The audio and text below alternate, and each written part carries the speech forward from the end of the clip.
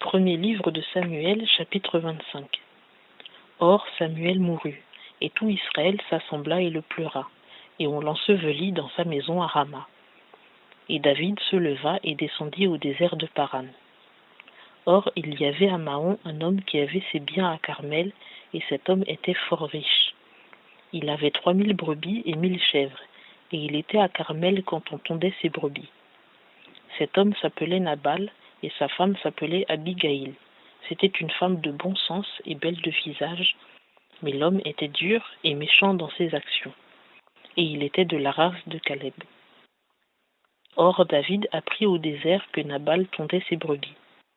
Il envoya donc 10 de ses gens, et leur dit : « Montez à Carmel, et allez vers Nabal, et saluez-le de ma part, et dites-lui : Paix à toi pour la vie, paix à ta maison et à tout ce qui t'appartient. Et maintenant j'ai appris que tu as les tondeurs. Or tes bergers ont été avec nous, et nous ne leur avons fait aucun outrage, et il ne leur a rien manqué tout le temps qu'ils ont été à Carmel. Demande-le à tes gens, et ils te le diront. Que mes gens trouvent donc grâce à tes yeux, puisque nous sommes venus en un bon jour, donne, je te prie, à tes serviteurs et à ton fils David ce qui se trouvera sous ta main. Les gens de David vinrent donc et dirent à Nabal toutes ces paroles au nom de David, puis ils se turent. Et Nabal répondit aux serviteurs de David et dit : Qui est David et qui est le fils d'Isaïe ? Ils sont nombreux aujourd'hui les serviteurs qui abandonnent leur maître. Et je prendrai mon pain et mon eau et ma viande que j'ai apprêtée pour mes tondeurs, et je les donnerai à des gens qui viennent, je ne sais d'où. Alors les gens de David s'en retournèrent par leur chemin. Ils revinrent donc et, à leur arrivée, lui rapportèrent toutes ces paroles. Et David dit à ses gens : Que chacun de vous saigne son épée, et ils saignirent chacun leur épée. David aussi saignit son épée, et il monta après David environ 400 hommes, mais 200 demeurèrent auprès du bagage. Or, un des serviteurs fit ce rapport à Abigaïl, femme de Nabal, et lui dit : Voici, David a envoyé du désert des messagers pour saluer notre maître, mais il s'est emporté contre eux. Et cependant ces gens ont été très bons envers nous, et nous n'en avons reçu aucun outrage, et rien de ce qui est à nous ne s'est perdu tout le temps que nous avons été avec eux, lorsque nous étions au champ.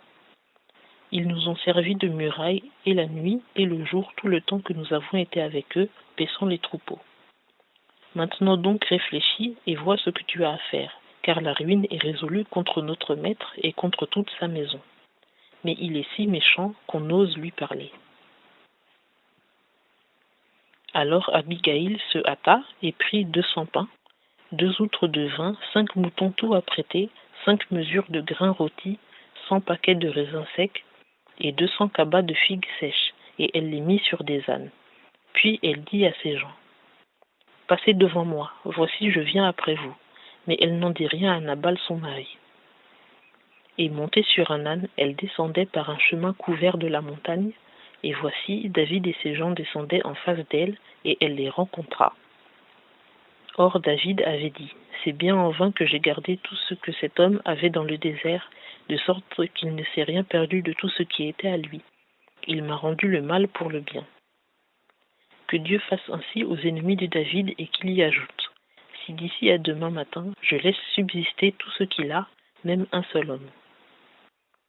Quand donc Abigaïl aperçut David, elle se hâta de descendre de son âne, se jeta sur son visage devant David et se prosterna en terre. Elle tomba donc à ses pieds et dit : Que la faute soit sur moi, mon Seigneur.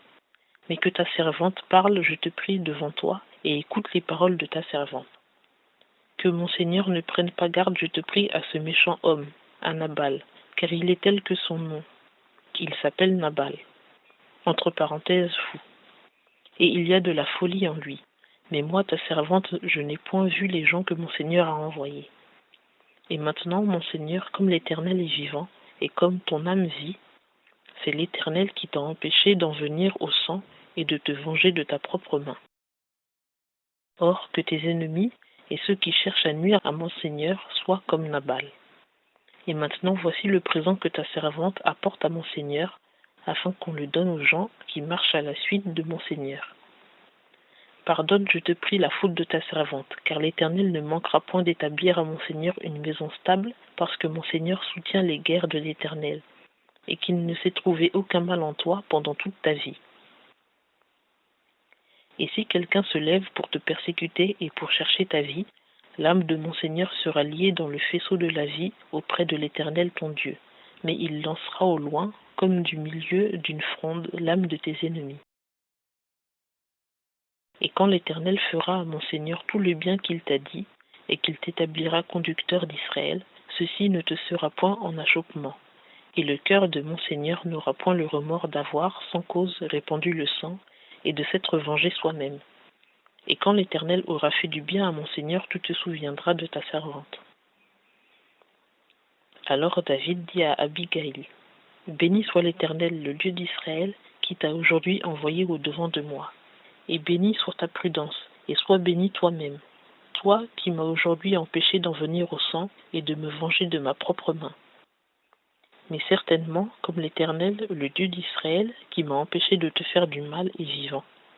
Si tu ne te fusses hâté de venir au-devant de moi, il ne serait pas demeuré de reste à Nabal, d'ici à demain matin, même un seul homme.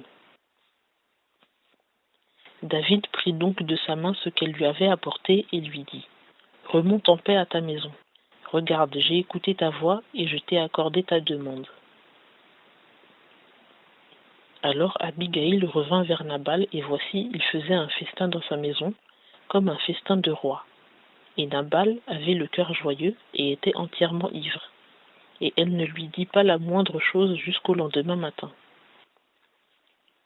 Mais le matin, quand Nabal fut revenu de son ivresse, sa femme lui dit ces choses, et son cœur en reçut un coup mortel, et il devint comme une pierre. Et environ 10 jours après, l'Éternel frappa Nabal, et il mourut. Et quand David apprit que Nabal était mort, il dit, béni soit l'Éternel, qui m'a fait droit de l'outrage que j'avais reçu de la main de Nabal, et qui a préservé son serviteur de faire du mal. Mais l'Éternel a fait retomber la malice de Nabal sur sa tête. Puis David envoya des gens à Abigaïl, et lui fit parler, afin de la prendre pour femme.